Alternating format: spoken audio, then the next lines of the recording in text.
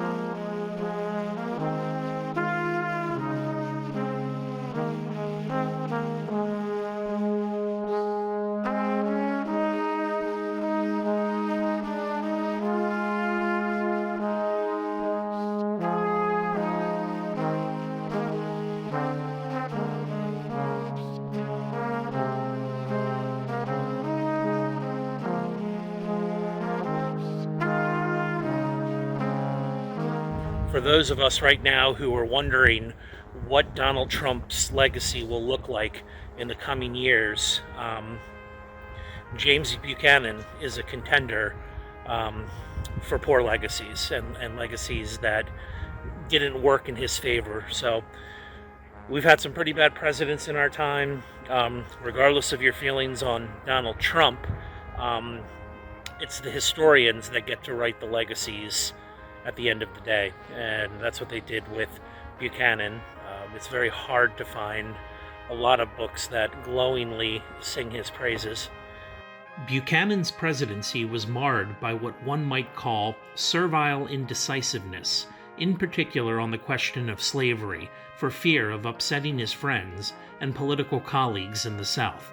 Even before his election, Buchanan seemed to influence the outcome of the Dred Scott decision by pressuring Supreme Court justices to be decisive in their judgment.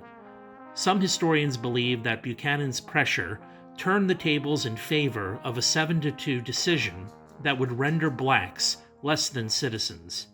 Buchanan appeared to support the rationale of the court, which decided on the grounds that the Declaration of Independence's claim, "all men are created equal," did not apply to blacks. So this is James Buchanan's home in Lancaster, known affectionately as Wheatland.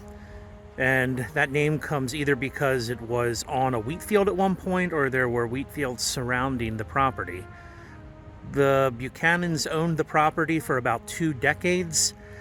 Buchanan returned to Lancaster and to Wheatland in 1856 after holding the ambassadorship to Great Britain, primarily because he was nominated on the Democratic ticket to be their president. He did not hold tours, he did not go out and campaign. In fact, he campaigned from the front porch that you see right behind me. He held almost all the southern states, so he was very popular in the South. And in fact, one campaign strategy that Buchanan's team used was to make lithographs of the house showing it as a plantation so that he could endear himself to plantation holders in the South. He did not carry the North, of course.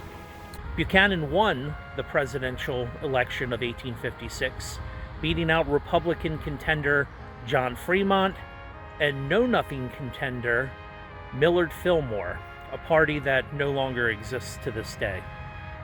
Well, unfortunately, the campus here for Wheatland is not open due to the pandemic. It's closed. We hope to visit it at some other point when things get back to normal. We're on to our next destination.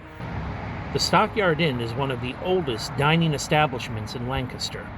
And of course, it was owned by none other than James Buchanan. Thanks again for traveling with Trey.